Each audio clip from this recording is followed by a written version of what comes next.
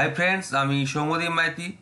আপনারা সবাই দেখছেন আপনাদের প্রিয় Bangla YouTube channel Bangla all in one. প্রায় অনেকদিন পর আমি একটা এসএলএসটি এবং এমএসসির একটা গুরুত্বপূর্ণ টপিক নিয়ে হাজির হয়েছি, যে টপিক থেকে এবারে এমএসসি পরীক্ষায় কিন্তু একটা প্রশ্ন কমন এসেছিল। তো আমি বলি, আমাদের যে আধুনিক যুগ বাংলা সাহিত্যিক চৈতমালা, সেই বই থেকে তথ্য দেব। এই বইটা প্রায় 1.5 বছর পর আবার প্রকাশিত হতে চলেছে। এর ষষ্ঠ সংস্করণ এখন প্রি বুকিং হচ্ছে, 15ই মে থেকে কুরিয়ার করা হবে। তো যারা এই বইটি নিতে চান তারা আমার দেওয়া নাম্বার 8768830230 নাম্বারে যোগাযোগ করে নেবেন। কলেজ স্ট্রিট থেকে নিতে চাইলে 528 টাকা, কুরিয়ার নিতে চাইলে পোস্ট অফিস মারফত 528 + 72 = 600 টাকা। আগেতেই বলি, কোনো প্রকাশনীকে দেওয়া হবে না, আর প্রি বুকিং ছাড়া কাউকে দেওয়া হবে না। অলরেডি বইটার 280 কপি প্রি বুকিং হয়ে গেছে। এই সংস্করণে 500 কপি ছাপাবো, আর 220 কপি অ্যাভেলেবল আছে। 6 দিনে হচ্ছে। অলরেডি 25 তারিখ বা 26 তারিখ থেকে আমাদের এই বইটি, মানে এপ্রিল মাস থেকে প্রি বুকিং শুরু হয়েছে। তো 6 দিনে মোটামুটি 280 কপি প্রি বুকিং হয়ে গেছে। কারণ আমার একটা লিমিট আছে, যেহেতু আমার লিমিট আছে সেই জন্য সম্পূর্ণ 40-50টার বেশি আমার এখানে আসে না, মানে রিসিভ হয় না পেমেন্ট, সেই জন্যই 280 হয়েছে। তো এখন মানে ফাঁকা আছে সকাল সকাল। যারা প্রি বুকিং করতে চান উপর দেওয়া নাম্বারে যোগাযোগ করবেন, 8768830230। কলেজ স্ট্রিট থেকে নিলে 528, কুরিয়ার নিলে 528 + 72 মোট 600 টাকা। ঠিক আছে, 15ই মে থেকে কুরিয়ার করা হবে। চলুন বুদ্ধদেব বসু থেকে আমি একটা আলোচনা করে দিই, একটু দেখিয়ে দিই। এত বড় টপিক তো এর বাইরে তো আর পড়বেই না, এত গ্যারেন্টি এর মধ্যেই আসবে। এমএসসি পরীক্ষার মধ্যেই এসেছিল। আমাদের বইয়ে কত একটা হেডলাইন্স থাকে, যে বিংশ শতাব্দীর অন্যতম কবি বা কিছু একটা রকম হেডলাইন্স থাকে। ওকে, জন্ম মৃত্যু সাল দেওয়া থাকে, তারিখগুলো পড়বেন 1908, 1974। পত্রিকা দেখুন দেওয়া আছে, তিনি কোন কোন মানে পত্রিকা সম্পাদনা করেছেন। প্রগতি 1927 খ্রিস্টাব্দে বা 1334 বঙ্গাব্দে, আর কবিতা 1935 খ্রিস্টাব্দে বা 1342 বঙ্গাব্দে, সব তথ্য দেওয়া আছে। ওকে, জন্মস্থান দেওয়া আছে, পত্রিকা আদি নিবাস দেওয়া আছে। আসলে কী কী দেওয়া আছে আমি বলবো, তাহলে তো সময় পাবো না। বংশ পরিচয় দেওয়া আছে। ওকে, এটা দেখুন বিশ্বনী বিশেষায়িত, তাই কী কী বলা হয়। চিরযৌবনের কবি, যৌবন বসন্তের কবি, এইগুলো। তাপপত্র সঙ্গীর নাম কি? তাপপত্র সঙ্গী হচ্ছেন প্রতিভা বসু, সব দেওয়া আছে। সন্তান পরীক্ষায় আসে না, দরকার নেই। সাহিত্যগত আত্মপ্রকাশ, অনেকে বলেন কি নারায়ণ পত্রিকায় যাত্রী কবিতার মধ্য দিয়ে তিনি আত্মপ্রকাশ করেন, কিন্তু না।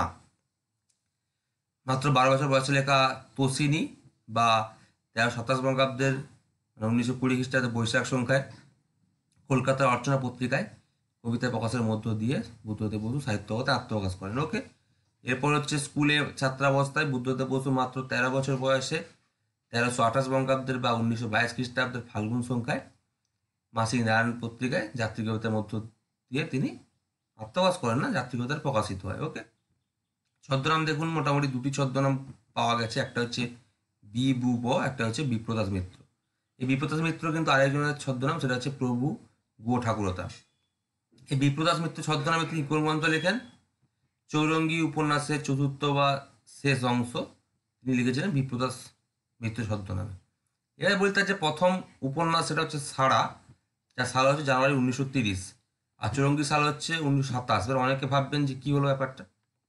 এটা হচ্ছে এই ব্যাপার, তার প্রথম স্বতন্ত্র উপন্যাস বা প্রথম উপন্যাস বলে কিন্তু সাড়াকেই ধরা হয়, তার সাল হচ্ছে 1930। কিন্তু তার আগেও এই চৌরঙ্গী উপন্যাস, এটাকে হচ্ছে বাড়ি উপন্যাস বলা হয়। হ্যাঁ, তো যেহেতু অনেকজন মিলে লিখেছে এই উপন্যাসটা, তো এর প্রকাশ 1927, এটা স্বতন্ত্র উপন্যাস নয়, তাই তার প্রথম উপন্যাস কিন্তু সাড়াকেই ধরা হয়। ঠিক আছে, দেখুন সাহিত্য অবতার বা সাহিত্যকর্ম সব দেওয়া আছে। বুদ্ধদেব বসুর প্রকাশিত গ্রন্থের সংখ্যা হচ্ছে 153 থেকে 56টি, এটা অনুমান করা যায় আর কি। ঠিক আছে, এটা ধরুন বুদ্ধদেব বসুর গ্রন্থপঞ্জি।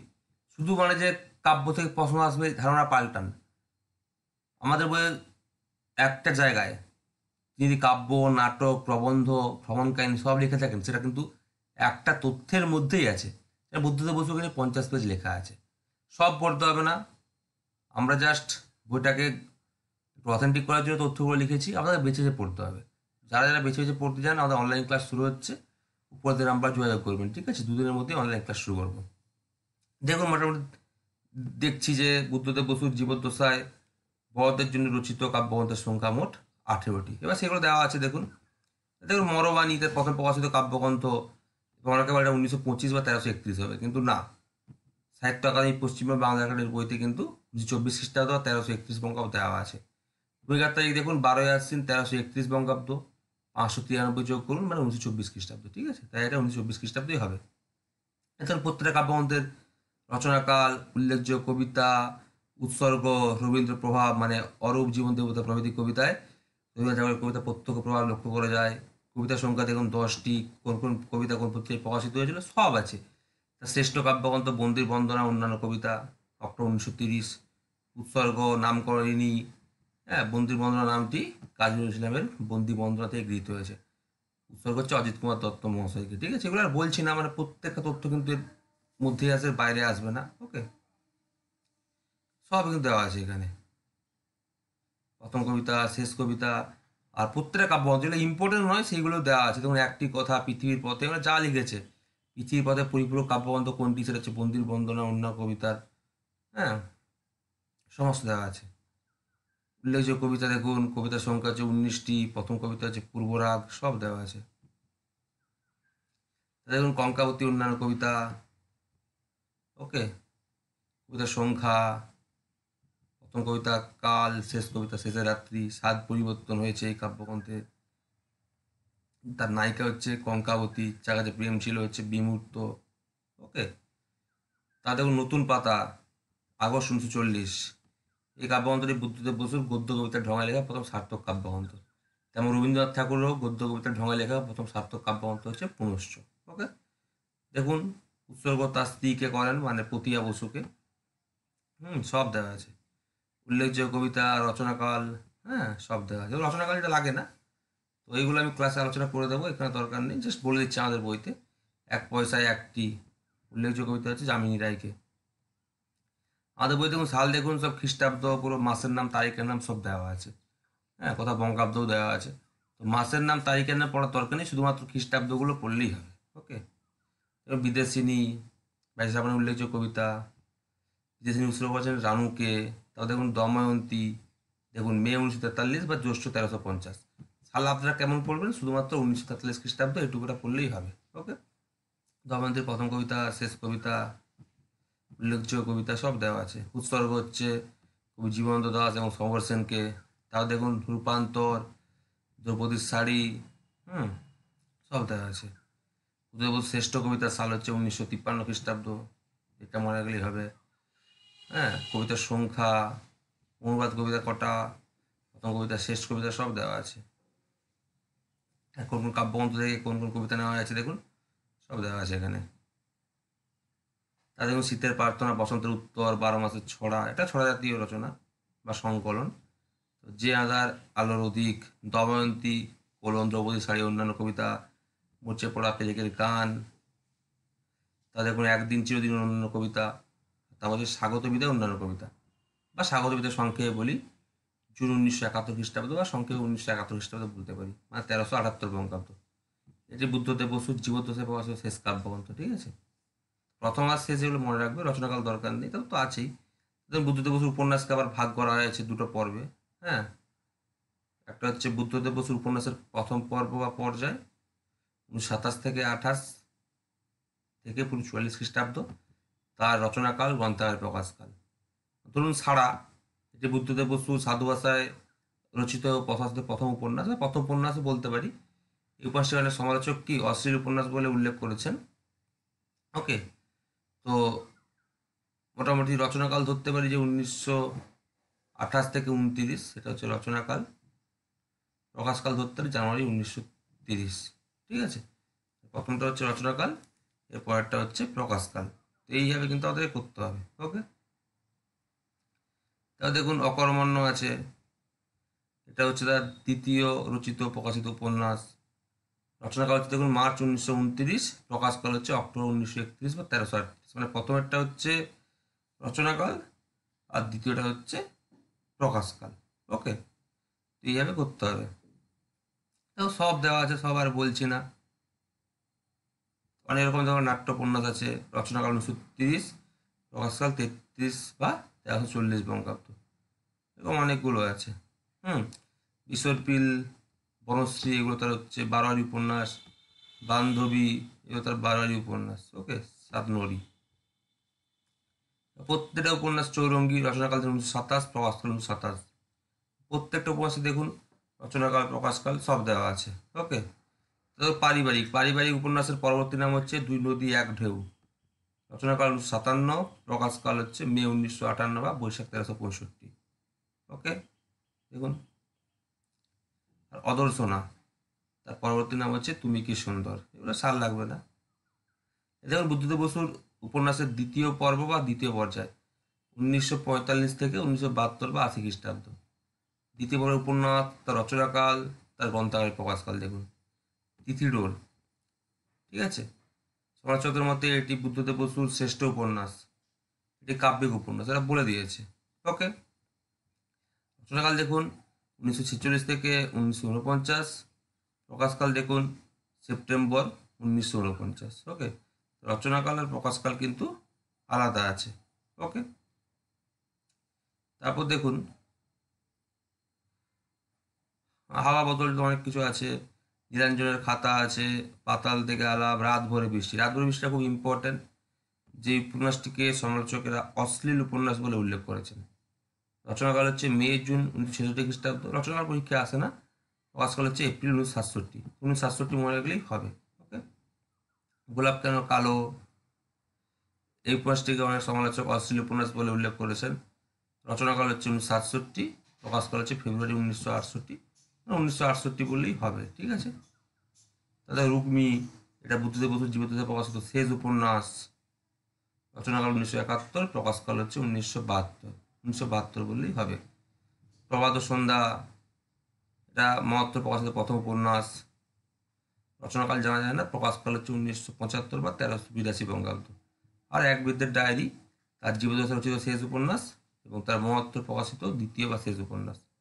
হচ্ছে রচনাকাল 1972, প্রকাশকাল হচ্ছে আগস্ট 1980। 1980 বলতেই পারো, এটা তার শেষ উপন্যাস একদম, ঠিক আছে। এবার দেখো বুদ্ধদেব বসুর উপন্যাসকে বিষয় অনুসারে শ্রেণীবিভাগ করেছে, শ্রেণীবিভাগগুলো পড়াচ্ছি না। দেখো আত্মমুখী, স্বপ্নবিষ্ট, রোমান্টিক উপন্যাস কি কি আছে, দাম্পত্য জীবন ও বৃহত্তর প্রেমের উপন্যাস কি কি আছে, দেহচেতনা, যন্ত্রণার রসসূচক উপন্যাস, বিশুদ্ধ প্রেমের উপন্যাস, মনস্তাত্ত্বিক মনস্তত্ত্বমূলক উপন্যাস, ঠিক আছে। তা দেখো বুদ্ধদেব বসুর দ্বিতীয় পর্ব বা দ্বিতীয় পর্যায়ের উপন্যাসের শ্রেণীবিভাগ। ওকে, প্রত্যেকটা দেওয়া আছে আলাদা করে। সাল নিয়ে চিন্তা করা দরকার, অথেন্টিক সাল। দেখো চেতনামূলক উপন্যাস, সীমা দর্শনমূলক উপন্যাস, দাম্পত্য জীবনের প্রেম ও নতুন পথের দিশারিমূলক উপন্যাস, আর প্রেমের উপন্যাস, ঠিক আছে। এটা দুটাকে ভাগ করা আছে। এবার হচ্ছে মেন উপন্যাস। এবার এই সাল অনুযায়ী মানে প্রথম পর্যায়ে যে আছে 1928 থেকে 1940 খ্রিস্টাব্দ, তার যে মেন উপন্যাস সেখান থেকে এবার শুরু হয়েছে। মানে প্রত্যেকটা উপন্যাসের কিন্তু তথ্য দেওয়া আছে। তথ্যগুলো বেশি পড়তে হবে না, প্রথম উপন্যাস, শেষ উপন্যাস এগুলো পড়বে। আর মনে রাখবে, যেহেতু তার কাব্যগ্রন্থের অন্তর্ভুক্ত সিলেবাস, কিন্তু পরীক্ষায় এসে ভ্রমণকারী জাপানি জার্নাল থেকে এমএসসি পরীক্ষায়, তাই কাব্যগ্রন্থ সিলেবাস আছে, কাব্যগ্রন্থ ভালো করে পড়বে খুঁটিয়ে। বাকি যেগুলো উপন্যাস, নাটক, প্রবন্ধ খুঁটিয়ে পড়ার দরকার নেই। কোনটা কি পুরস্কার পেয়েছিল, কোনটা প্রথম, আর কয়েকটা তার সাল মনে রাখতে হবে, পাস। আর বেশি পড়ার দরকার নেই, ঠিক আছে। আমাদের বলতে ডিপলি দেওয়া আছে, অত ডিপলি পড়তে হবে না, দাগ দিতে পড়তে হবে। সারা 1930, ঠিক আছে। তার প্রথম প্রকাশিত উপন্যাস এটা, পত্রিকায় প্রকাশ টকাশ করে দেখে নেবে, পাস, আর কিছু দরকার নেই। ওকে, তারপর দেখুন চরিত্র দেখুন, সাগর নায়ক কেন্দ্রীয় চরিত্র। উৎসর্গপত্র হচ্ছে অচিন্ত্য কুমার সেনগুপ্ত। ওকে, এইগুলো কিছু পড়ার দরকার নেই হতো। প্রত্যেকের উপন্যাস, অকর্মণ্য তার দ্বিতীয় উপন্যাস। প্রত্যেকের উপন্যাস আর বলছি না, হ্যাঁ দেখুন সব দেওয়া আছে। মন দেয়া নেয়া, জবনিকা পতন, অরোরেন্ডন গুচ্ছ, অসূর্য পশ্চা, সানন্দা, যেদিন ফুটল কমল, প্রত্যেকের উপন্যাস সাজিয়ে সাজিয়ে দেওয়া আছে। এ বিজয় বীর, ধূসর গোধূলি, পত্রিকায় প্রকাশ, উল্লেখ চরিত্র, উপন্যাস সম্পর্কে মন্তব্য, অনেক রকম একটা নাট্যপন্যাস তার, এলোমেলো, আমার বন্ধু, মানে কোনো সাজিয়ে দেওয়া আছে। কোনো একটা বইতে এরকম পাবে না প্রপার, অনেকগুলো বই মিলিয়ে নেওয়া গবেষণামূলক বই থেকে। একদা তুমি প্রিয়ে, বিশ্বরপিল বারোয়ারি উপন্যাস, বনশ্রী বারোয়ারি উপন্যাস, বান্ধবী বারোয়ারি উপন্যাস। বিশ্বরপ্রিয় দেখুন, এই উপন্যাসটি বুদ্ধদেব বসু কথাসাহিত্যিক অচিন্ত্য কুমার সেনগুপ্ত ও প্রেমেন্দ্র মিত্রের সঙ্গে একত্রে রচনা করেন। এগুলো মনে রাখবে। আর বনশ্রীও দেখুন, এই উপন্যাসটি বুদ্ধদেব বসু, কথাসাহিত্যিক অচিন্ত্য কুমার সেনগুপ্ত ও প্রেমেন্দ্র মিত্রের সঙ্গে একত্রে রচনা করেন। ওকে, এগুলো কিন্তু মনে রাখবেন, তাই জন্য এগুলোকে বারোই উপন্যাস বলা হয়। তো দেখুন, এটা হচ্ছে একত্রে উপন্যাস। বান্ধবীটা, সাতনরী, এটাও বারোয়ারি উপন্যাস, একত্রে রচনা, অনেকজন সাহিত্যিক আছে। সূর্যমুখী, রূপালী পাখি, লাল মেঘ, হ্যাঁ, পুত্র উপন্যাস আছে। পরস্পর, বাড়ি বদল, চৌরঙ্গি, যে 1927 খ্রিস্টাব্দে রচিত হয়। এটা হচ্ছে প্রগতি পত্রিকায় ধাইগায় প্রকাশিত হয়। ঠিক আছে, ছদ্মনামে লেখা দেখুন, বুদ্ধদেব বসু চৌরঙ্গি উপন্যাসে বিপ্রদাস মিত্র ছদ্মনামে লেখা, তার শেষ অংশ বা চতুর্থ বা শেষ অংশ। ওকে, সব দেওয়া আছে এখানে। আর অনেকে লিখেছিলেন, দেখুন দেওয়া আছে। প্রভু ঠাকুরতা, শচীন্দ্রনাথ কর লিখেছিলেন।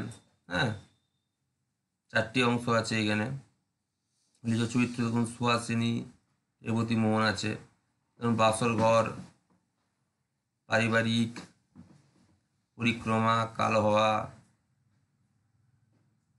নাট্যরূপ দেওয়া আছে। এই কালো হওয়া উপন্যাসের নাট্যরূপ হচ্ছে মায়া মালঞ্চ। সাল হচ্ছে 3 মার্চ 1944। জীবনের এটা মূল্য হবে। জীবনের মূল্য, অদর্শনা, পরবর্তী নাম হচ্ছে তুমি কি সুন্দর, 1951। তা দেখো, বুদ্ধদেব বসুর দ্বিতীয় পর্যায়ের উপন্যাস। প্রথম পর্যায়ের উপন্যাস 30টা ছিল, এবার দ্বিতীয় পর্যায়ের উপন্যাস, সেটাকেও আমরা এইভাবে ভাগ করেছি তার সর্বোচ্চ বিশাখ তথ্য দিয়ে। বিশাখা দেখো, তার চরিত্র, নায়িকা চরিত্র হচ্ছে বিশাখা, তার নামেই। তিথিডোর 1949, খুব ইম্পর্টেন্ট এটা। কেন দেখুন, এখানে একটা তথ্য আছে, এটি বুদ্ধদেব বসুর শ্রেষ্ঠ উপন্যাস হচ্ছে তিথিডোর। ঠিক আছে, খণ্ড সংখ্যা দেখো, খুব ইম্পর্টেন্ট। প্রথম শাড়ি, প্রথম শ্রাবণ, দ্বিতীয় পর্ব হচ্ছে করুণ রঙিন পথ, তৃতীয় পর্ব হচ্ছে জবনিকা কম্পমান। এগুলো তার ত্রয়ী উপন্যাসও বলতে পারি। এগুলো একত্রে গ্রন্থাগারে তিথিডোর হিসেবে প্রকাশিত হয় 1949 খ্রিস্টাব্দে। ঠিক আছে, শ্রেষ্ঠ উপন্যাস। উপন্যাস পর্যালোচনা পড়তে হবে না, উল্লেখ্য চরিত্র পড়বেন রাজেন মজুমদার বা রাজেন বাবু। ঠিক আছে, এইগুলো পড়ে রাখবেন। শিশির কণা, শ্বেতা, মহাশ্বেতা, এগুলো। সরস্বতী, শাশ্বতী, বিজন, সত্যের মিত্র। উপন্যাসের কেন্দ্রীয় চরিত্র হচ্ছে স্বাতী। ওকে, এইগুলো পড়ে রাখবে। তারপর দেখুন,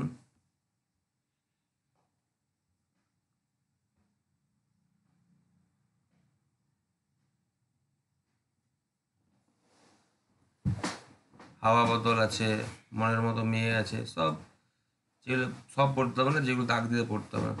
খণ্ড সংখ্যা সব বলে দিয়েছি। উল্লেখ্য চরিত্র আছে নির্জন স্বাক্ষর, এবং অনেকগুলো আছে, আর বলছি না। মৌলিনাথ আছে, 1952 হচ্ছে প্রকাশকালটা পড়ে রাখবে। মৌলিনাথ, উল্লেখ্য চরিত্র, এটা খুব ইম্পর্ট্যান্ট, মৌলিনাথ বা মৌলি। ঠিক আছে, তো শেষ পাণ্ডুলিপি, সোন পাংশু, প্রত্যেকটা উপন্যাসের হচ্ছে তথ্য দিয়ে দিয়েছি। চরিত্র চরিত্র পেয়ে যাবেন। রবীন্দ্র প্রভাব আছে, অচলায়তন নামক রূপক সাংকেতিক নাটকের প্রভাব আছে এই উপন্যাসে। ওকে, নীলাঞ্জনের খাতা 1960, এর চরিত্র হচ্ছে নীলাঞ্জন বা নীলু। ওকে, পাতাল থেকে আলাপ, রাতভর বৃষ্টিটা খুব ইম্পর্ট্যান্ট, 1967 হচ্ছে প্রকাশকাল। রাতভর বৃষ্টিটা কেন ইম্পর্টেন্ট বলছি, একটু তথ্য আছে দেখুন। এটা অন্যতম হচ্ছে অশ্লীল উপন্যাস। ঠিক আছে, শুরু আছে, মধ্যাংশ, শেষ, এগুলো কিছু পড়তে হবে না। জাস্ট ছেলে চরিত্র দেখো, দেওয়া আছে নয়নাংশু দাস বা নয়নাংশু, তারপরে হচ্ছে মালতী, বুন্নি, জয়ন্ত। ওকে, এগুলো হচ্ছে উল্লেখ্য চরিত্র। তাছাড়া আছে অপর্ণা আর পিসিমা। দেখো, নায়ক এবং নায়িকা, মানে দুই কেন্দ্রীয় চরিত্র দেখো, নয়নাংশু দাস বা নয়নাংশু এবং মালতী। ওকে, তারপর দেখো,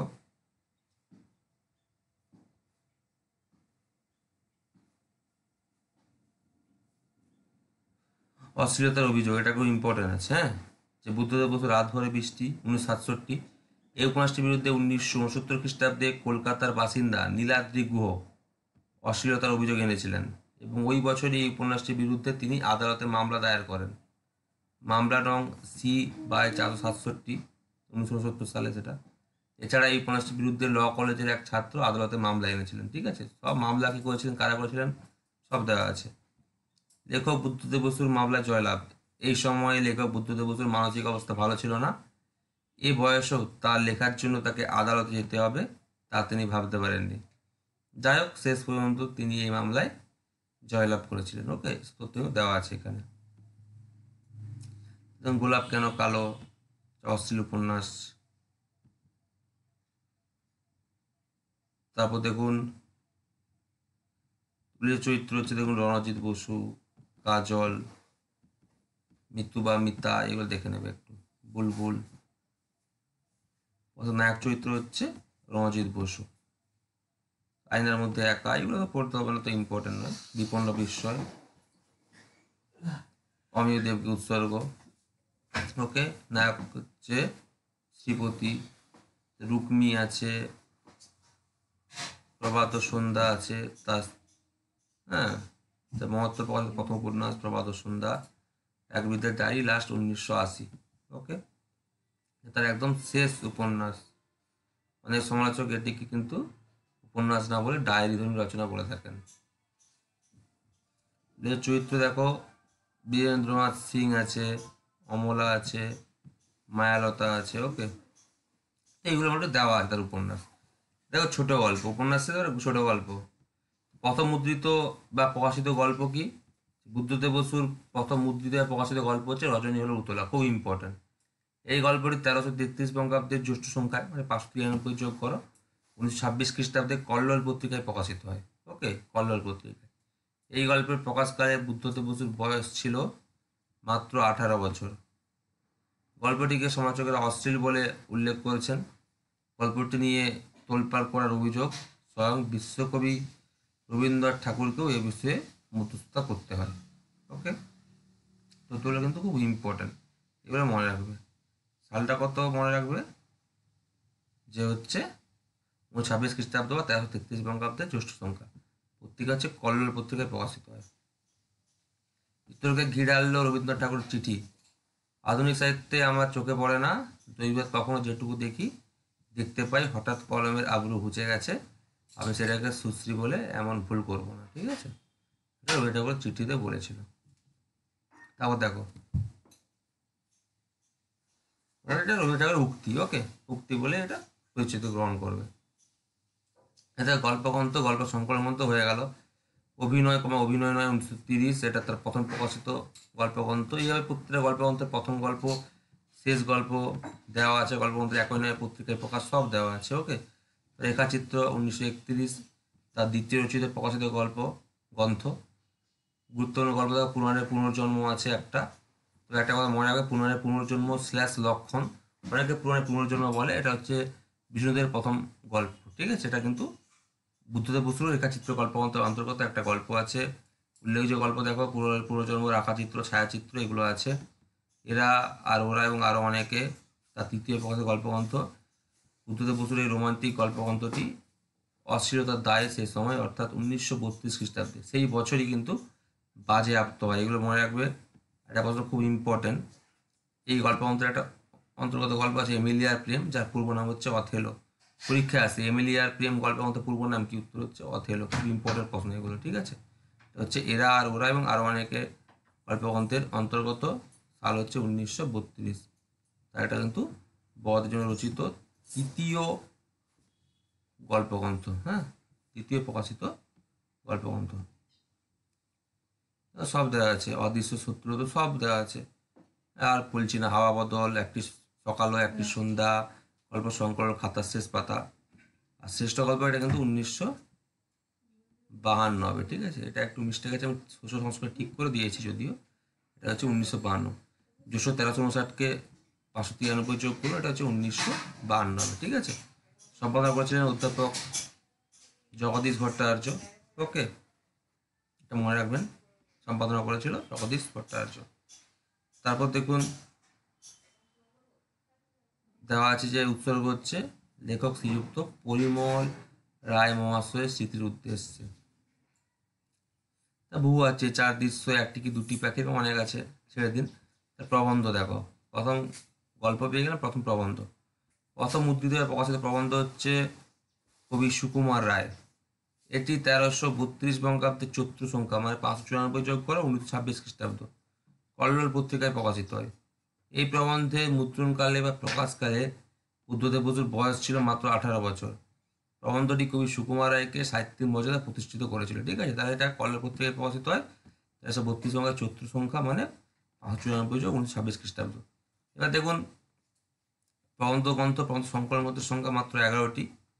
তার মহত্তর প্রকাশিত প্রবন্ধের সংখ্যা আরও 2টি, মোট মোটামুটি 13টি খুঁজে পাচ্ছি আমরা প্রবন্ধ গ্রন্থ প্রবন্ধ সংকলন মিলিয়ে, মৃত্যুর পর কিন্তু মিলিয়ে। দেখো দেওয়া আছে হঠাৎ আলো ঝলকানি 1935, তার এটা প্রথম রচিত প্রকাশিত প্রবন্ধ গ্রন্থ। সব পড়তে হবে না, কিন্তু কিছু কিছু পড়তে হবে। ঠিক আছে, উৎসর্গ রমেশচন্দ্র মজুমদার জগন্নাথ হলকে, উত্তর 30 1945, তার এটা দ্বিতীয় রচিত প্রকাশিত প্রবন্ধ গ্রন্থ। উৎসর্গ যতীন্দ্রমোহন মজুমদার ও তার স্ত্রী যুক্তা শোভনা মজুমদারকে। কালের পুতুল তৃতীয় প্রকাশিত প্রবন্ধ গ্রন্থ। হিস্ট্রি অফ গ্রিন গ্যাস 1948, একটা ইংরেজি প্রবন্ধ গ্রন্থ। একটি উল্লেখযোগ্য প্রবন্ধ হচ্ছে কি মডার্ন বেঙ্গলি পোয়েট্রি। ঠিক আছে, এগুলো মনে রাখবে একটু, মডার্ন বেঙ্গলি পোয়েট্রি। তারপর দেখো সাহিত্য চর্চা। এই প্রবন্ধ গ্রন্থের সব প্রবন্ধে কিন্তু কবিতা পত্রিকা লেখা হয়েছিল। সাল হচ্ছে 1954 খ্রিস্টাব্দ। ঠিক আছে, তো সব আছে, রবীন্দ্রনাথ পথ সাহিত্য, সতেজ সংস্কৃতি, আর একটা ইংলিশ প্রবন্ধ গ্রন্থ Tagore portrait of a poet, August 1962। তা দেখো সঙ্গ নিঃসঙ্গতা রবীন্দ্রনাথ, জানুয়ারি 1963। উল্লেখযোগ্য 2টি প্রবন্ধ দেখো রাজশেখর বসু, শিশির কুমার ভাদুড়ী ইত্যাদি। ওকে, তাহলে কবি রবীন্দ্রনাথ, জুন 1966। এটা খুব ইম্পর্টেন্ট। কেন? কারণ রবীন্দ্রনাথ ঠাকুর সম্পর্কে বুদ্ধদেব বসু সামগ্রিক আলোচনা করেছেন কবি রবীন্দ্রনাথ প্রবন্ধ গ্রন্থতে। ঠিক আছে, অনেক তথ্য আছে, দরকার নেই। যে প্রবন্ধ দেখো বাংলা ছন্দ, এগুলো আছে, রবীন্দ্রনাথের গানে পদ্য গদ্য, আর বাংলা কবিতার স্বপ্নভঙ্গ মানসী। ঠিক আছে, সংকলন মহাতের কথা, অনেক আছে। কবিতার শত্রু মিত্র আর বুদ্ধদেব শ্রেষ্ঠ প্রবন্ধ। ঠিক আছে, এই মহাভারতের কথা হচ্ছে তার মরণোত্তর প্রকাশিত প্রথম প্রবন্ধ গ্রন্থ। সাল দেখো 1974।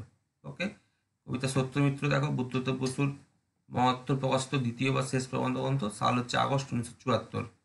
ওকে, এগুলো মনে রাখবে। তারপর দেখো নাটক। এটা হচ্ছে মায়া বালাঞ্চ, তুমি কেমন আছো, এগুলো। তা কাব্যনাট্য বা নাটক। তপস্বী ও তরঙ্গিনী খুব ইম্পর্টেন্ট, আগস্ট 1966 প্রকাশকাল, খুব ইম্পর্টেন্ট। এই চরিত্র দেখো তপস্বী, যে নায়ক ও কেন্দ্রীয় চরিত্র। হ্যাঁ, আর হচ্ছে ঋষ্যসিংহ আছে, বারাঙ্গানা আছে। ওকে, এগুলো মনে রাখবে। তার তরঙ্গিনী আছে যে নায়িকা আর দ্বিতীয় কেন্দ্রীয় চরিত্র। শান্তা আছে, অংশুমান, চন্দ্রকেতু আর ললিপঙ্গি প্রমুখ। নায়ক ও নায়িকার চরিত্র দেখো তপস্বী ও তরঙ্গিনী। এটা কেন ইম্পর্ট্যান্ট দেখো, পুরস্কার প্রাপ্তি। মানে এই নাটকের জন্য 1967 খ্রিস্টাব্দে বুদ্ধদেব বসু ভারত সরকারের দ্বিতীয় সর্বোচ্চ সাহিত্য পুরস্কার, সাহিত্য আকাদেমি পুরস্কার লাভ করেন। তারা তপস্বী তরঙ্গিনী নাটকের জন্য তিনি সাহিত্য আকাদেমি পুরস্কার লাভ করেন কবে? 1967 খ্রিস্টাব্দে। ওকে, কলকাতা ইলেকট্রা, 3টি অঙ্কে বিভক্ত। হ্যামলেট নাটক অনুসরণ করে, মানে উইলিয়াম শেক্সপিয়ারের হ্যামলেট নাটক অনুসরণে তিনি এটা রচনা করেন। ওকে, তারপর দেখুন সত্যসন্ধ 1968। এই কলকাতা ইলেকট্রা ও সত্যসন্ধ দুটি গ্রন্থাগারে একত্রে প্রকাশিত হয়ে নামকরণ হয় কলকাতা ইলেকট্রা ও সত্যসন্ধ 1968। আর দেখো কালসন্ধ্যা, অনামনি অঙ্গনা আর প্রথম পার্থ, এগুলো একসঙ্গে কি নামকরণ হয়? এই 3টি, সরি কালসন্ধ্যা নয়, অনামনি অঙ্গনা ও প্রথম পার্থ, এই 2টি কাব্যনাটক গ্রন্থাগারে একত্রিত নাম হয় অনামনি অঙ্গনা প্রথম পার্থ। নভেম্বর 1970 খ্রিস্টাব্দে প্রকাশিত হয়। পুনর্মিলন আছে, দেশ পত্রিকার ধারায় প্রকাশিত হয়। ওকে, এগুলো আছে অনেক কিছুই, নাটক সম্পর্কে সব তোকে দেওয়া আছে। তো দেখো সংক্রান্তি, প্রায়শ্চিত্র, ইক্কাকুস, সেনদিন। তো বুদ্ধদেব বসুর এই সংক্রান্তি, প্রায়শ্চিত্ত, ঐকাকী, সেনদিন কাব্যনাটকগুলি একত্রে গ্রন্থায় প্রকাশিত হয় সংক্রান্তি / প্রায়শ্চিত্ত ইক্কাকু সেনদিন নামে 1973 খ্রিস্টাব্দে। তাছাড়া রাবণ আছে, অনুরাধা আছে, বাবু ও বিবি আছে, আর পাতা ঝরে যায় কাব্যনাটক এখানে শেষ। এটা দেখো একাঙ্ক নাটক বা একাঙ্কিকা, এটা হচ্ছে 1 মেয়ের জন্য 1930 হচ্ছে প্রকাশকাল, ঠিক আছে।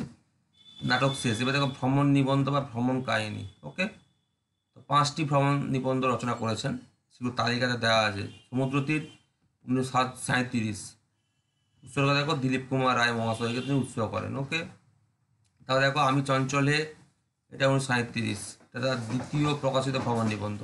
আর প্রথম প্রকাশিত ভ্রমণ নিবন্ধ হচ্ছে সমুদ্র তীর। ওকে, এটা আগে উৎসর্গ করেন। তারপর দেখো সব পেয়েছি দেশে, এটা 1941, বোলপুরের শান্তিনিকেতন ভ্রমণ, এটা উৎসর্গ করেছেন সুরকার কবি অমিয় চক্রবর্তীকে।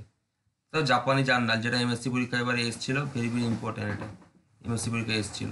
অনেকে বলছে থাকে না, কিন্তু আমাদের বই সব দেওয়া আছে, আপনারা দেখতে পাচ্ছেন, এখান থেকে প্রশ্ন এসেছিল। সাল হচ্ছে 1962 মে মাস, বা 1962 বললেই হবে, 1369 বঙ্গাব্দ, ঠিক আছে। এটি বুদ্ধদেব বসুর চতুর্থ প্রকাশিত ভ্রমণ নিবন্ধ, রচনাকাল দরকার নেই। উৎসর্গ দেখো হেন্নার ফ্রিজরিস মহাশয়কে। অনেক বই থাকেই না এগুলো, কিন্তু আমাদের বইতে সব দেওয়া আছে, মানে এর বাইরে আসবে না। আমি বাইরে বলছি যে কাব্যবাদে নাটক উপন্যাসগুলো হয়তো বেশি পড়তে হবে না, প্রবন্ধ ভ্রমণ কাহিনী বেশি পড়তে হবে না, শুধু কাল লেখাটাই মনে রাখবে, এটা বুদ্ধদেব বসুর লেখা। কেন? কারণ পরীক্ষায় এবার দেখেছি এমএসসি পরীক্ষা 6-7টা শুধুমাত্র কাল লেখা এসছে, তো কাল লেখা খুব ইম্পর্টেন্ট, ঠিক আছে। তাদের দেশান্তর 1966, এটি বুদ্ধদেব বসুর পঞ্চম বা শেষ প্রকাশিত ভ্রমণ নিবন্ধ, ঠিক আছে। উৎসর্গ দেখো এই ভ্রমণ নিবন্ধটি তিনি উৎসর্গ করেন সাহিত্যিক ও সম্পাদক হুমায়ুন কবিরকে। স্মৃতিকথা দেখো বুদ্ধদেব বসু মোট 3টি স্মৃতিকথা রচনা করেন। হ্যাঁ, জীবদ্দশায় প্রকাশিত 1টি আর মহত্তর প্রকাশিত 2টি, মোট 3টি স্মৃতিকথা রচনা করেছেন। আমার ছেলেবেলা 1973, এটি বুদ্ধদেব বসুর প্রথমবার জীবদ্দশায় প্রকাশিত একমাত্র স্মৃতিকথা। ওকে, তো দেখো আমার যৌবন আছে, তার মহত্তর প্রথম স্মৃতিকথা, বা আমাদের কবিতা ভবন আছে মহত্তর দ্বিতীয় বা শেষ স্মৃতিকথা। ওকে, দেখো অনুদিত কবিতা সংকলন গ্রন্থ, ঠিক আছে। অনুবাদ গ্রন্থ দেখো হেডলাইন্স, তার আন্ডারে অনুদিত সংকলন গ্রন্থ, মানে তিনি কোন কোন কবিতা অনুবাদ করেন। কালিদাসের মেঘদূত আছে, গহীন বালুচর, ডাক্তার জিভাগো, সাল বদলিয়া তার কবিতা জানুয়ারি 1961, এটা খুব ইম্পর্টেন্ট, পরীক্ষা এসেছিল একবার, মানে বিভিন্ন অনার্সের পরীক্ষায়। উল্লেখযোগ্য কবিতাগুলো দেখো চুল, সন্ধ্যা, এগুলো আছে, উষা, স্তোত্র, সব, আলব্রাস ইত্যাদি। হোল্ডালিনের কবিতা, রাইনের মরিয়া, ইলকের কবিতা, উল্লেখযোগ্য কবিতা দেখো ভিনাসের জন্ম, হেমন্ত প্রভৃতি, সব দেওয়া আছে এগুলো, ঠিক আছে। তাও দেখো এবার অনুদিত গল্প সংকলন, আমাদের কবিতা সংকলন হলে এবার গল্প সংকলন, ঠিক আছে। হাউই আছে, পিরান্দিল্লোর গল্প আছে। তাও দেখো কিশোর সাহিত্য, দেখো কিশোর সাহিত্যের অন্তর্গত গল্প গ্রন্থ, গল্প সংকলন গ্রন্থ আছে। রঙিন কাঁচ, ঘুমপাড়ানি, সাল দরকার নেই। অসামান্য মেয়ে, সাগর অস্ত, প্রেমেন্দ্র মিত্রের সঙ্গে যুগ্মভাবে রচনা করেছেন এটা। তাও দেখো এগুলো আছে। কান্তিগণের পঞ্চকাণ্ড, আজগুবি জানিয়ারও প্রেমেন্দ্র মিত্রের সঙ্গে যুগ্মভাবে রচনা করেছেন, ঠিক আছে। এইগুলো আছে, দেখেন পত্র কাকে বলে, বুদ্ধদেব শ্রেষ্ঠ গল্প, এইগুলো।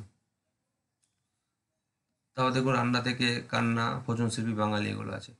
এবার হচ্ছে অনুদিত গল্প সংকলন, মানে যেগুলো হচ্ছে তোমার বাচ্চাদের জন্য লেখা, কিশোর সাহিত্য। অপরূপ রূপ কথা আছে, স্বার্থপর দৈত্য, সুখী রাজপুত্র, খুব ইম্পর্টেন্ট, হ্যামিলনের বাঁশিওয়ালা 1960, বা মহালয়া বা আশ্বিন 1367 বঙ্গাব্দ। ওকে, উপন্যাস দেখো, মানে শিশু কিশোর উপন্যাসগুলো কোনগুলো আছে দেখো। শিশু কিশোর উপন্যাসগুলি হলো এলোমেলো, জল তরঙ্গ, এটা শিশু কিশোর নাট্য উপন্যাস 1933, অন্য কোনো কানে। তাদের গোয়েন্দা ডিটেকটিভমূলক উপন্যাস। সবাই জানেন যে বুদ্ধদেব বসু সাধারণত প্রেমের বা রোমান্টিক উপন্যাস লিখতে পছন্দ করলেও তিনি কয়েকটি গোয়েন্দা উপন্যাস লিখেছেন, ঠিক আছে, যেটা তো অনেকে জানেন না। দেখো সেগুলো দেখো দস্যুর দলে ভোমরা, ছায়া কালো কালো, ভূতের মতো অদ্ভুত, কালবৈশাখীর ঝড়, তাসের প্রসাদ, সব তথ্য দেওয়া আছে এখানে। অন্যান্য গ্রন্থাবলী আছে। হ্যাঁ, দেওয়ার দরকার নেই। দেখুন বুদ্ধদেব বসুর অবন্তিত গদ্য 2টি খণ্ডে প্রকাশিত। আর হচ্ছে বুদ্ধদেব বসুর আত্মজৈবনিক 2018, ঢাকার ভাতৃগড় প্রকাশনী, এটা প্রকাশিত করেন বাংলাদেশ থেকে। ওকে, তারা যৌথ রচিত উপন্যাস, তিনি কোন কোন গ্রন্থগুলো যৌথ রচনা করেন উপন্যাসগুলো: চৌরঙ্গী, বিশর পিল, বনশ্রী, তথ্যগুলো আগে দিয়েছি, বান্ধবী, বসন্ত জাগ্রত দ্বারে আর সাধনরী। দেখো যৌথভাবে রচিত কিশোর সাহিত্য বা গল্পগ্রন্থ, দেখো সাগর রহস্য প্রেমেন্দ্র মিত্রের সঙ্গে, আজগুবি জানোয়ার প্রেমেন্দ্র মিত্রের সঙ্গে রচনা করেন। তাহলে দেখো সম্পাদিত কবিতা সংকলন গ্রন্থ, মানে তিনি কোন কোন গ্রন্থ সম্পাদনা করেছেন, কবিতা সংকলনগুলো, ঠিক আছে। আধুনিক বাংলা সাহিত্য 1954 সালে। ওকে, তাদের উৎসর্গিত গ্রন্থসমূহ মানে যেগুলো তিনি উৎসর্গ করেছেন সেগুলো একটা লিস্ট এখানে দিয়ে দিচ্ছি। দেখো কাব্যগ্রন্থ, মরবাণী চিন্তারায়ণ মহাশয়কে, বন্দিবন্দনা অজিত কুমার দত্ত মহাশয়কে, নতুন পাতা শ্রীমতী প্রতিভা বসুকে, 22 শ্রাবণ রানুকে, দময়ন্তী জীবনানন্দ দাস ও সমর সেনকে, আর রূপান্তর সৌরেন সেনকে, ঠিক আছে। এগুলো তার উৎসর্গিত গ্রন্থসমূহের মধ্যে কাব্যগ্রন্থ অন্তর্গত। এদের উপন্যাসগুলো লাগবে না, ফার্স্টে শুধু লাগতে পারে সারা অচিন্ত্য কুমার সেনগুপ্ত মহাশয়কে, অকর্মণ্য শ্রীযুক্ত প্রভু গুহ ঠাকুরদাকে, মন দেয়া নেয়া প্রেমেন্দ্র মিত্রকে, আমার বন্ধু প্রভু গুহ ঠাকুরদাকে, রূপালী পাখি পঙ্কজ কুমার দাশগুপ্তকে, শেষ পাণ্ডুলিপি বীরা মুখোপাধ্যায়কে, আর বিপন্ন বিস্ময় অমিয় দেবকে। ধরুন গল্পগ্রন্থ, গল্প সংকলন যেগুলো হচ্ছে উৎসর্গ করা হয়েছে। অভিনয় নয় শ্রীযুক্ত ভৃগু কুমার গুহ এবং সাহিত্যিক সুধাংশু দাশগুপ্ত মহাশয়কে, একাচিত্র অমরেন্দ্র দাস মহাশয়কে, বুধব শ্রেষ্ঠ গল্প শ্রীযুক্ত পরিমল রায়কে। তাদের প্রবন্ধ গ্রন্থ, মানে এগুলো তথ্য সাজিয়ে পাবে না, দেওয়া তো আছে বা সাজিয়েও দেওয়া আছে। উত্তর 30 যতীন্দ্রলাল মজুমদার মহাশয় ও তার স্ত্রী শ্রীযুক্ত শোভনা মজুমদার মহাশয়কে। কালের পুতুল 2 অক্টোবর 1946, এটা খুব ইম্পর্টেন্ট, চিত্রশিল্পী শ্রীযুক্ত যামিনী রায় মহাশয়কে, ঠিক আছে। এ দেখো ভ্রমণ নিবন্ধ বা ভ্রমণ কাহিনী, সমুদ্র তীর দিলীপ কুমার রায় মহাশয়কে, সব পেয়েছি দেশে অমিয় চক্রবর্তীকে, জাপানি জানলা যেটা এবার এসএসসিতে এসেছিল এনআর ফ্রিজরিস মহাশয়কে, আর দেশান্তর হচ্ছে সম্পাদক হুমায়ুন কবির মহাশয়কে। মানে 5টা ভ্রমণকারীর মধ্যে 4টা ভ্রমণকারী তিনি উৎসর্গ করেছেন। কিছু সাহিত্য দেখো কাকে উৎসর্গ করেছেন, ঘুমের আগের গল্প মিমিমণিকে, ফতদাকে বলে বাবলু বাবুকে, বুদ্ধদেব শ্রেষ্ঠ গল্প, ছোটদের শ্রেষ্ঠ গল্প পাপ্পার জন্য, পিতৃদেব শ্রীযুক্ত ভূদেবচন্দ্র বসু যিনি ছিলেন পেশায় ঢাকা বারের উকিল, তাকে হচ্ছে বুদ্ধদেব শ্রেষ্ঠ ছোটদের শ্রেষ্ঠ গল্প উৎসর্গ করেছেন নিজের পিতৃদেবকে। তাদের কিশোর নাট্য সাহিত্য, মানে কিশোর সাহিত্য নাট্যপন্যাস জলতরঙ্গ 1933, যেটা হচ্ছে শ্রীমতী রুমিকে উৎসর্গ করেছেন। ওকে, শেষ হয়ে গেল তার সব কিছু গ্রন্থাপুঞ্জি। এবার গুরুদেব বুদ্ধদেব বসু নায়িকা, কঙ্কাবতী অন্যান্য কবিতা 1937 কাব্যগ্রন্থের কঙ্কাবতী তার নায়িকা। বুদ্ধদেব বসু নায়িকা ছিল অনেক, কিন্তু জীবন দাসের নায়িকা ছিল অনেক, কিন্তু বুদ্ধদেব বসু নায়িকা ছিল একজনই, কঙ্কাবতী। তার কাছে প্রেম ছিল বিমূর্ত। তখন হচ্ছে এসএসসি পরীক্ষা 2 নম্বর হয় বলছিল, কিন্তু ফার্স্ট সংস্করণ 2021 সালের সেপ্টেম্বর মাস, এখন ষষ্ঠ সংস্করণ প্রকাশ হচ্ছে, তো তাকে রোমান্টিক কবি বলা হয়। হ্যাঁ, এবার 2 নম্বর হোক 5 নম্বর হোক, যারা এমএস, যারা হচ্ছে এসএলএসটি, মানে এসএলএসটি না মানে এমএ বা গ্র্যাজুয়েশন পড়ান, তারা এখান থেকে তথ্য পেয়ে যাবেন। কয়েকটি কবিতার বৈশিষ্ট্য এখানে তখন দিয়ে দিয়েছি 5টার মতো। 2 নম্বর আকারে তো হবেই, আপনারা এটাকে একটু ভালো করে লিখলে 5 নম্বর আকারে করতে পারেন, ঠিক আছে। শুধুমাত্র 1 নম্বর নয়, যারা কলেজ টলেজে পড়েন তারা এই বইটা পড়তে পারবেন। প্রবন্ধ পর্যালোচনা দেখুন সব করে দিয়েছি। হ্যাঁ, এগুলো সব এখান থেকে পেয়ে যাবেন। পত্রিকা সম্পাদনা করে দিয়েছি, তিনি কোন কোন পত্রিকা সম্পাদনা করেন দেখুন সব দেওয়া আছে। যে বুদ্ধদেব বোস এ সময় ঢাকার 47 নম্বর পুরানা পল্টন একটি সাধারণ টিনের ঘর থেকে বুদ্ধদেব বসু অজিত কুমার দত্তের যৌথ সম্পাদনায় 1927 খ্রিস্টাব্দের জুলাই মাসে, মানে আষাঢ় 1334 বঙ্গাব্দ, সচিত্র মাসিক প্রগতি পত্রিকায় প্রকাশিত হয়। ওকে, জুলাই 1927 বা আষাঢ় 1334 থেকে 1929 খ্রিস্টাব্দ পর্যন্ত বুদ্ধদেব বসু এই পত্রিকা সম্পাদনা করেন, এবং ওই সময় কল্লোল 1923 গোষ্ঠীর সঙ্গে তার সম্পর্ক স্থাপিত হয়। 1923 খ্রিস্টাব্দে প্রকাশিত দীনেশরঞ্জন দাস এবং গোকুলচন্দ্র নাগ সম্পাদিত কল্লোল পত্রিকাকে অনুসরণ করে প্রগতি পত্রিকার আবির্ভাব ঘটে। কোন পত্রিকাকে অনুসরণ করে? কল্লোল পত্রিকা অনুসরণ করে কোন পত্রিকার আবির্ভাব ঘটে? প্রগতি পত্রিকা, ঠিক আছে। এটা হচ্ছে পত্রিকা সম্পাদনা, 2টো পত্রিকা আছে। আর একটা দেখুন, এটা 1 নম্বরটা হলো, একটা হচ্ছে 2 নম্বর। আচ্ছা, প্রগতি পত্রিকা 1334 বঙ্গাব্দ অগ্রহায়ণ সংখ্যায়, মানে 1927 খ্রিস্টাব্দে সাহিত্য সমালোচক বুদ্ধদেব বসু মন্তব্য করেন, রবীন্দ্রনাথের পর থেকে একটি সম্পূর্ণ নতুন যুগ যে বাংলা সাহিত্যে এসে গিয়েছে এ বিষয়ে আর সন্দেহ করতে ইচ্ছা করে না। ওকে, এবার দেখো 2 নম্বর,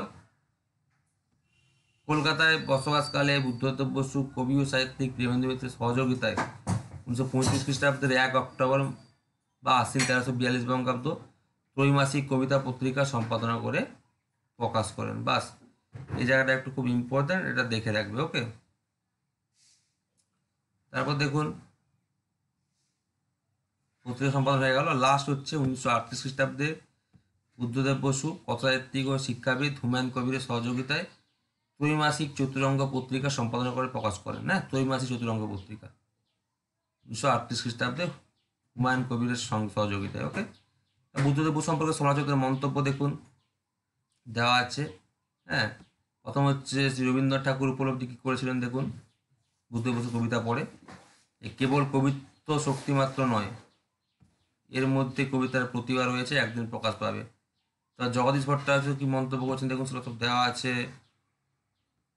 তারপরে এবার দেখুন শ্রী সুকুমার সেন, হ্যাঁ, তিনি কি মন্তব্য করছেন দেখুন বুদ্ধদেব বসু সম্পর্কে, এটা খুব ইম্পর্টেন্ট।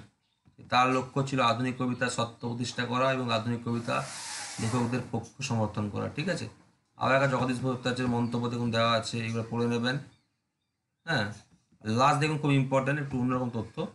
মাত্র 18 বছর বয়সে 1333 বঙ্গাব্দে জ্যৈষ্ঠ সংখ্যায় 1926 খ্রিস্টাব্দে কল্লোল পত্রিকায় যখন গল্পকার বুদ্ধদেব বসুর প্রথম অশ্লীল গল্প রজনী হলো উতলা প্রকাশিত হয়, সেই গল্প পড়ে বীণাপাণি দেবী নামের এক ভদ্রমহিলা গল্পকার বুদ্ধদেব বসু সম্পর্কে মন্তব্য করতে গিয়ে বলেছেন, এমন লেখককে আঁতুর ঘরেই নুন খাইয়ে মেরে ফেলা উচিত ছিল। ঠিক আছে, এটা খুব ইম্পর্টেন্ট।